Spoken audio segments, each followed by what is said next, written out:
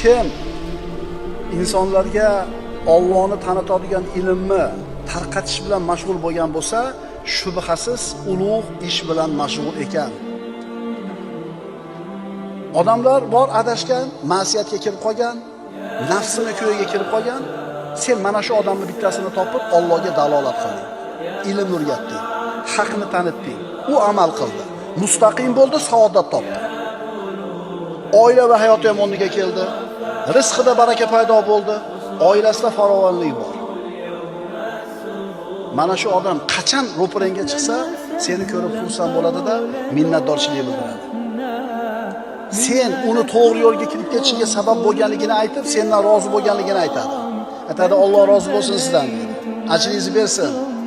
Meni hamma savobli amallarimga siz sheriksiz. Chunki siz tufayli Alloh meni hidoyat qildi. Endi qarang. Mashaqa so'zni eshitgan paytingizda Alloh sizni yaxshi ko'rayotganligini, sizdan rozi bo'layotganini his qilysizmi?